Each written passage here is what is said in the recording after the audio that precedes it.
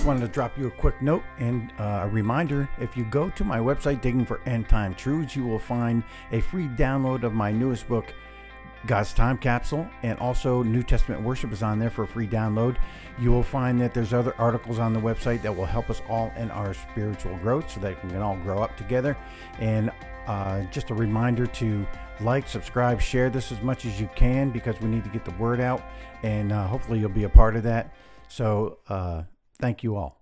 Welcome to the BradCast this morning. Thanks for joining us, stopping by.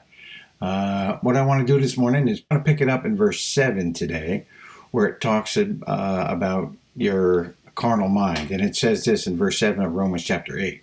Because the carnal mind is enmity against God, for it is not subject to the law of God, nor indeed can be. So then those who are in the flesh cannot please God. So basically what Paul is saying here is, listen, you could live by the flesh, you could live by the Spirit.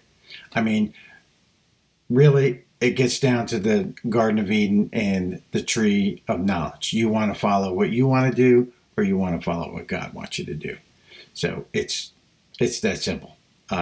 If you are a Christian and you have that Spirit in you, then following the Spirit, which is where we're going to go right now, really shows that you're a son of God.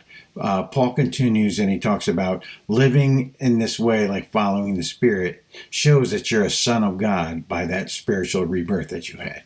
Okay, we'll pick it up in verse 14. It says, "For as many as are led by the Spirit of God, these are the sons of God." Verse 15, "For you did not receive the spirit of bondage again to fear, but you received the spirit of adoption, by whom we cry out, Abba, Father." So this whole walking in the Spirit thing is in communion with God.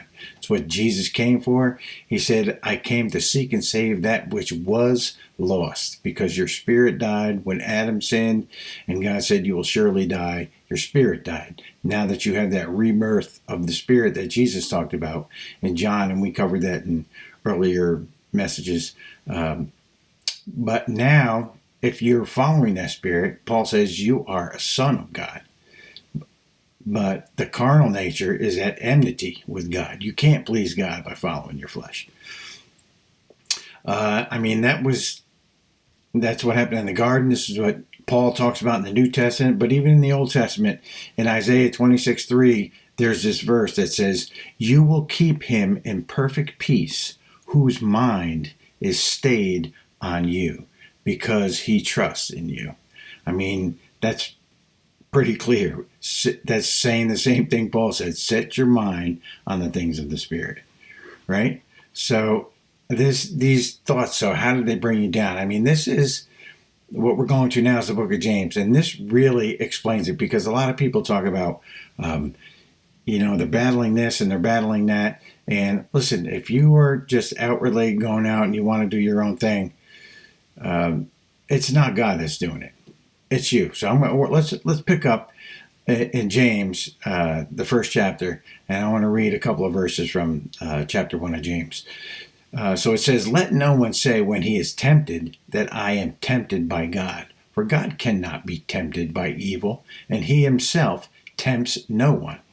Verse 14, "For each one," here we go, "for each one of us," basically, "when he is lured and enticed by his own desires." Verse 15, "Then when desire conceives, it gives birth to sin. And when sin is fully grown, it gives birth to death." So what is James saying? James saying, man, don't blame it on God. You're doing it because you want to do it. You're lured and enticed by your own desires. And when you roll that around in your head, and like I said yesterday, when it goes from your head to your heart, now that it's conceived and it gives birth to sin. And when sin is full grown, it gives birth to death. As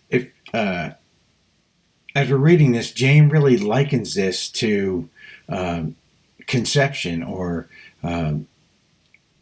becoming pregnant. Like if you entertain the thought, it becomes sin in you, right? Remember what verse 5 said. yesterday out of Romans, it says, "For those who live according to the flesh set their minds on the things of the flesh, but those who live according to the Spirit, the things of the Spirit." So I want to leave you today with this one thought from the book of James, that you are the one that's in control. Satan cannot do anything to you that you don't allow him to do. And a lot of the things, when we say we're tempted by God, it actually says in the book of James that you are lured and enticed by your own desires. You're going after what you want, and you don't have to do that because God has given you power over that. So I want to leave you with that today. God bless you. Have a wonderful day. Join us again tomorrow on the BradCast. Remember to like, share, and subscribe, and we will see you again tomorrow on the BradCast. God bless.